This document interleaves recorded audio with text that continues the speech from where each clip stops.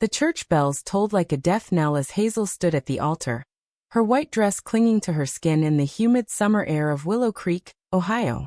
Her hands trembled as she locked eyes with Jamie, her bride-to-be, whose smile faltered for just a second under the weight of the stares from the pews. Then, without warning, Hazel's sister, Sarah, burst through the side door, her face twisted in fury, screaming, "This isn't a wedding, it's a funeral for our family's soul." The congregation gasped, whispers rippling like wildfire through the small-town crowd. Hazel's heart plummeted. She'd fought for this day, clawing through years of hidden kisses and whispered promises, only to see it unravel in seconds. Jamie's hand slipped from hers, the bouquet tumbling to the floor as Sarah advanced, clutching a stack of old letters that Hazel had buried long ago. Hazel had always known Willow Creek wasn't ready for them. A Rust Belt town where factories had shuttered and churches still thrived. It clung to traditions like lifelines. Growing up, Hazel hid her feelings behind football games and prom dates with boys she barely tolerated. But Jamie changed everything. They met at the local community college, where Jamie's bold laugh and unapologetic spirit drew Hazel out of her shell. Their first kiss under the old oak tree by the river felt like freedom, but it came with chains, secrets that bound them tighter than any vow. Sarah's outburst wasn't just anger, it was a calculated strike. As the older sister, she'd always been the family's golden child, the one who married young, had kids, and upheld the evangelical values their parents preached. When Hazel came out 2 years ago, Sarah had smiled through gritted teeth, saying, "I love you, but this is a phase." But now, with the wedding thrusting their relationship into the spotlight, Sarah had dug up Hazel's past. A teenage fling with a girl from church camp that ended in heartbreak and a promise to pray the gay away. Those letters, scrawled in youthful desperation, confessed Hazel's confusion and pleas for forgiveness from God. The minister cleared his throat, his voice booming over the chaos. "Order, please. This is a house of God." But the damage was done. Hazel's mother, Evelyn, rose from the front row, her face pale as parchment. She'd reluctantly attended, hoping prayer would change Hazel's mind. Now tears streamed down her cheeks as she whispered, "How could you hide this from us? We raised you better." Jamie pulled Hazel aside into the vestry, where the air smelled of dust and old hymnals. "What is she talking about?" Jamie's eyes searched Hazel's, pleading for truth. Hazel sank onto a wooden bench, the weight of her decisions crashing down. She'd never told Jamie about the camp, about the girl named Riley who broke her heart and left her questioning everything. It was a wound she'd sealed shut, fearing it would make her seem weak, unsure of her identity. "I was young," Hazel stammered. "It was before I knew who I was. But Sarah, she must have found them in the attic. She's always resented me for leaving the church, for choosing you over their expectations." Jamie's face hardened, not with anger at Hazel, but at the betrayal from family. "We can't let this stop us. We've come too far." But as they returned to the sanctuary, the guests were murmuring, some slipping out the back doors. The town's gossip mill would churn this into scandal by morning. Hazel, the prodigal daughter, exposed as flawed, her love painted as sin. That night, in their rented cabin on the outskirts of town, Hazel paced the floorboards while Jamie scrolled through social media, where posts already labeled them, the lesbian spectacle. Hazel's phone buzzed incessantly, texts from cousins disinviting them from family gatherings, a voicemail from her father gruff and distant. "You've broken your mother's heart. Think about what you're doing." The pressure mounted like a storm. Hazel had sacrificed her job at the family hardware store when her father demoted her after she came out. She'd taken a position at a liberal bookstore in the next town over, commuting hours just to escape the judgment. But now, with the wedding in tatters, she wondered if it was worth it. Jamie, ever the optimist, suggested eloping, but Hazel hesitated. "If we run, they win. We have to face this." The next morning, Sarah showed up at their door, unannounced. Her eyes were red-rimmed, but her posture defiant. "I did it for you, Hazel. You're destroying yourself." Hazel felt a surge of rage, the kind that had simmered for years under polite family dinners. "No, you're destroying me because you can't stand that I'm happy without your rules." Their argument escalated, voices echoing through the quiet neighborhood.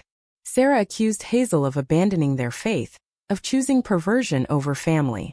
Hazel countered with stories of her own pain.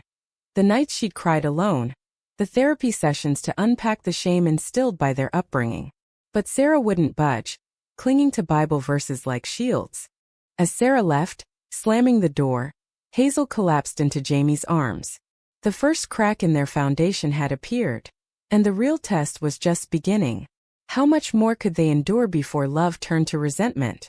Weeks blurred into a haze of tension as Hazel and Jamie rescheduled the wedding for a courthouse ceremony, hoping to strip away the spectacle. But Willow Creek's whispers followed them like shadows. At work, Hazel's boss at the bookstore pulled her aside. "Customers are complaining. They say you're bringing controversy here." It was a veiled threat, one that forced Hazel to swallow her pride and promise discretion. Jamie's family, more progressive from the city, offered support, but it felt distant. Her mother called daily, urging them to move to Columbus, where acceptance was easier. "Why fight a losing battle?" she'd say. Jamie resisted, loyal to Hazel's roots, but the strain showed in her furrowed brow, the late nights she spent alone on the porch. The real blow came from within. Hazel's internal conflict raged. A war between her love for Jamie and the guilt ingrained by her family. Nights brought dreams of Riley, the camp girl who'd kissed her under starlit skies only to denounce her the next day, calling it a mistake from Satan. Waking in sweat, Hazel questioned if she was truly ready, if her past doubts meant she was faking it all. One evening over dinner, Jamie confronted her. "You're pulling away. Is it Sarah? Or something else?" Hazel confessed the letter's contents, the raw vulnerability spilling out. Jamie listened, her hand steady on Hazel's, but hurt flickered in her eyes. "Why hide it? I thought we were in this together." The conversation turned heated, accusations flying. Jamie feeling like second best, Hazel defending her silence as self-protection.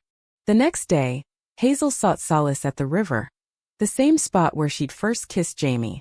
Sitting on the bank, she replayed her choices. Coming out had cost her friendships. Old high school buddies unfriended her online, labeling her confused. The town's mayor, a family friend, had even pulled strings to delay their marriage license, citing administrative errors. Pressure from Evelyn intensified. She invited Hazel to lunch at the family home, a colonial-style house filled with crosses and photos of happier times. "Your father and I are praying for you," Evelyn said, her voice soft but firm. "This lifestyle, it's not what God intended." Hazel pushed back, her voice rising. "Mom, love isn't a lifestyle. It's who I am." But Evelyn's tears wore her down, planting seeds of doubt. Was she selfish for pursuing happiness at her family's expense? Sarah, meanwhile, rallied the community. She started a prayer group at church, subtly framing Hazel's wedding as a threat to traditional values. Flyers appeared around town. "Protect our families, stand against moral decay." Hazel saw one taped to her car windshield, her name scribbled in red ink. It was a direct hit, igniting fear that their home might not be safe. Jamie suggested therapy, and they attended sessions together. The counselor, a kind woman named Dr. Hayes, unpacked the layers: societal homophobia, familial rejection, internal homophobia. "You're not alone," she said. But progress was slow. Hazel's decisions weighed heavy. Should she cut ties with her family, or keep fighting for reconciliation?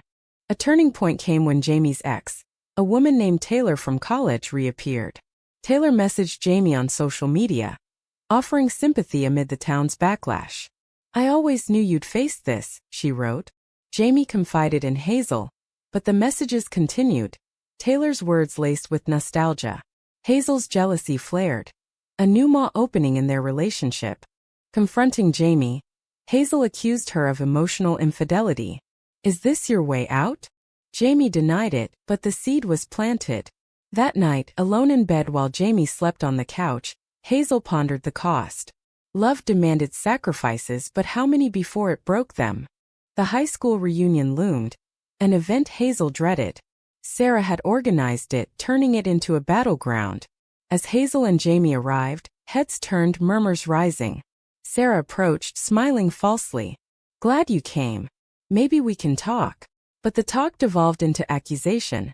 Sarah revealing she told their extended family about the letters, painting Hazel as unstable. Humiliated, Hazel stormed out, Jamie following. In the car, tears streamed. "I can't do this anymore," Hazel whispered. Jamie's response was a quiet resolve. "Then what do we do?" The question hung unanswered as the road stretched into darkness. Months passed and the courthouse wedding proceeded in secrecy. Just Hazel, Jamie, and a witness from Jamie's side. No fanfare, no family. The judge's words felt hollow, the rings cold on their fingers. Back home, Hazel stared at the certificate, wondering if victory tasted this bitter. The backlash escalated. Anonymous calls harassed them at night, voices hissing slurs. Their mailbox filled with hate mail, one letter quoting scripture. "You shall not lie with a woman as with a man." Hazel's father, silent until now, disowned her in a terse email. "You're no longer welcome here." The rejection cut deep, severing ties she'd hoped to mend. Jamie's job as a teacher came under fire. Parents petitioned the school board, claiming her lifestyle influenced students. At a heated meeting, Sarah testified, tears in her eyes. "My sister needs help, not encouragement." Jamie defended herself, voice steady. "Love isn't a threat." But the board placed her on probation, a scar on her career. Internally, Hazel battled demons. She volunteered at an LGBTQ center in Columbus, counseling others, but her own doubts lingered. "Am I worth all this pain?" she asked Dr. Hayes. The therapist urged self-compassion, but Hazel's choices haunted her. Marrying despite the cost, alienating family for personal happiness. A betrayal struck when Taylor showed up uninvited. She claimed concern for Jamie, but her intentions were clear. Rekindle old flames. Over coffee, Taylor whispered to Jamie, "Hazel is dragging you down." Jamie rebuffed her, but the encounter sowed discord. Hazel discovered deleted messages, leading to an explosive fight. "You entertained her," Hazel yelled. Jamie countered, "I was lonely because you're consumed by your family drama." The argument exposed fractures. Jamie's resentment at bearing the brunt, Hazel's fear of abandonment. They separated temporarily, Jamie staying with friends in the city.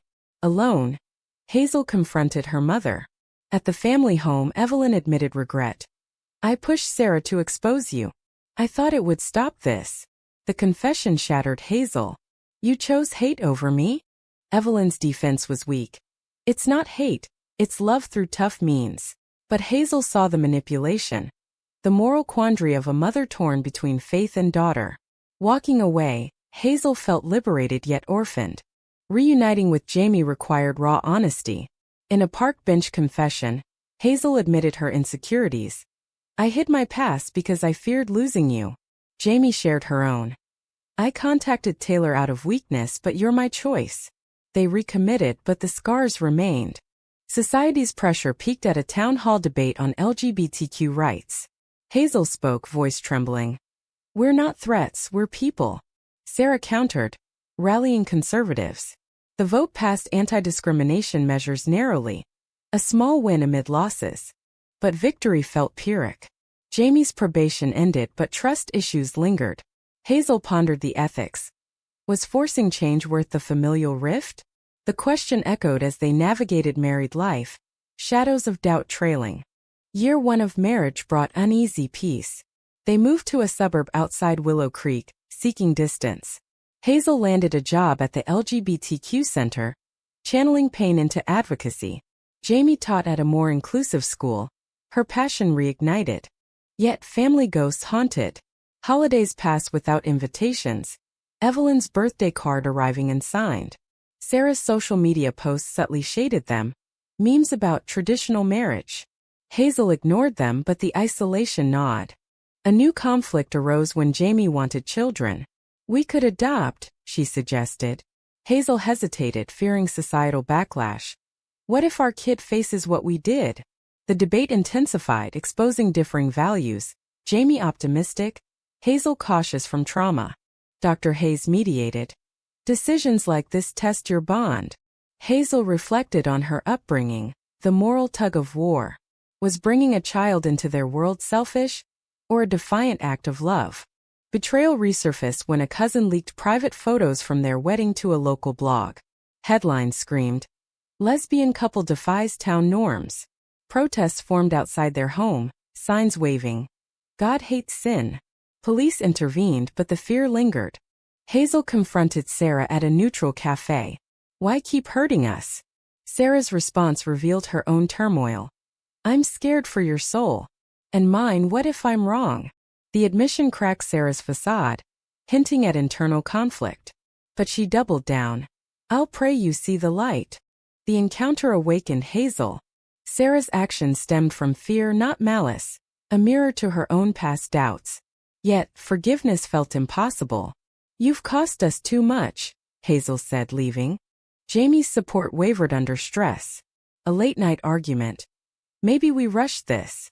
Hazel's heart broke. "Are you regretting us?" Jamie clarified. "Not us, but the fight." They recommitted through couples retreat, but the price was evident. Lost sleep, strained intimacy. Community involvement grew. Hazel organized pride events, facing counter-protests. One night, eggs splattered their car, a cowardly act. Reporting it, the police dismissed. Small town stuff. The injustice fueled Hazel's resolve, but exhausted her. Moral dilemmas peaked when Evelyn fell ill. Hospital visits forced interaction. Evelyn whispered, "I miss my daughter." Hazel's choice. Stay distant or bridge. She visited, conversations tentative. "I love Jamie," Hazel said. Evelyn nodded. "I know. But it's hard." The visit stirred guilt. Was Hazel's stubbornness prolonging pain? Or was compromise betrayal of self? As tensions simmered, a food festival brought confrontation. Sarah approached, apologetic yet firm. "Let's truce for Mom." Hazel agreed warily, but suspicion lingered. Illness forced reckonings. Evelyn's cancer diagnosis united the family superficially. Hazel and Jamie attended treatments, awkward silences filling hospital rooms. Sarah's presence grated, her prayers clashing with Hazel's secular comfort. During a chemo session, Evelyn confessed, "I was wrong to push you away." Tears flowed, a breakthrough. But Sarah interrupted. "Mom, don't say that. It's the meds." The denial infuriated Hazel. "Let her speak." The outburst led to a family meeting. Father mediated gruffly. "We're all hurting." Revelations poured. Sarah admitted jealousy. Hazel's freedom contrasted her trapped life in a loveless marriage. "I lashed out because I couldn't have what you did." Hazel empathized, seeing Sarah's pain. But betrayal's sting remained. "You chose destruction over understanding." The session ended in stalemate, but seeds of change planted. Jamie's patience thinned. "Your family drains you." Hazel defended. "They're trying." The divide grew, Jamie feeling sidelined. A weekend getaway mended temporarily, but underlying issues festered. Society's mirror reflected progress. Willow Creek's first Pride Parade drew crowds, Hazel leading. Counter-protesters shouted, but allies outnumbered. A local paper featured them positively. Couple paves way for change. Yet, backlash included slashed tires, anonymous threats. Moral crossroads. Hazel debated outing Sarah's marital woes publicly, a revenge temptation. Dr. Hayes warned. "That makes you like them." Hazel refrained, choosing growth over retaliation. A twist. Taylor contacted Hazel, revealing Jamie's past doubts. "She confided in me during your separation." Shocked, Hazel confronted Jamie. "You shared our secrets?" Jamie admitted. "I needed an outlet." The breach eroded trust, leading to therapy marathons. Rebuilding required sacrifices. Jamie cut ties with Taylor. Hazel limited family contact. Evelyn's remission brought joy, but tentative. At a family dinner, Evelyn blessed their marriage. "I see your love now." Sarah's resistance cracked. Divorcing her husband, she sought Hazel's advice. "How did you find courage?" Hazel guided gently, a role reversal. But full reconciliation? Elusive. High trims crested when a church scandal exposed hypocrisy. The minister's affair. Sarah questioned her faith, confiding in Hazel. "Maybe I was wrong." The admission healed partially, but scars endured. As life stabilized, Hazel reflected on costs. Lost years, emotional toll. Was the fight worth it? Stability proved fragile. Evelyn's remission held, but age weakened her. Family gatherings became neutral ground, Sarah's transformation slow. She attended therapy, unpacking indoctrination, apologizing sincerely. I hurt you to avoid my own pain. Hazel forgave gradually, boundaries firm. Forgiveness doesn't erase consequences. Sarah accepted, their bond mending through shared vulnerability. Jamie's career flourished. She authored a book on inclusive education, dedicating it to Hazel. But personal strains persisted. Adoption discussions resumed, agency interviews grueling. Background checks unearthed old scandals, complicating approval. A denial letter arrived. Concerns over community stability. Devastated, Jamie blamed Willow Creek's influence. We should move. Hazel resisted. Running means they win. The impasse tested their vows. External pressure mounted. A national news story spotlighted them as pioneers in rural America. Interviews brought support, but trolls flooded inboxes. One threat escalated to vandalism, windows shattered. Police investigated, arresting a local teen influenced by online hate. The incident awakened the town. A vigil formed, neighbors apologizing. We were blind. Change rippled, school policies shifted, church sermons softened. Internally, Hazel faced final demons. A dream reunion with Riley, now out and apologetic, occurred via social media. Closure came. We were kids in a broken system. It freed Hazel from past shackles. Jamie's ultimatum. Kids or this town? Hazel chose compromise, relocating nearby, balancing roots and future. Adoption approved in a progressive county, they welcomed a daughter, Mia. Years later, at Mia's first birthday, family attended. Evelyn held her granddaughter, tears joyful. Sarah remarried happily, toasted. To choices that heal. But reflections lingered. Hazel pondered the journey's toll. Broken trust, lost innocence, societal battles. Jamie's quiet strength, her own resilience, forged unbreakable bonds. In quiet moments, Hazel questioned the ethics. Had she prioritized self over family? Or was authenticity the ultimate moral good? The path was paved with pain but led to light. Was forcing society to confront its prejudices a righteous act? Or did the personal devastation make it a Pyrrhic victory worth regretting?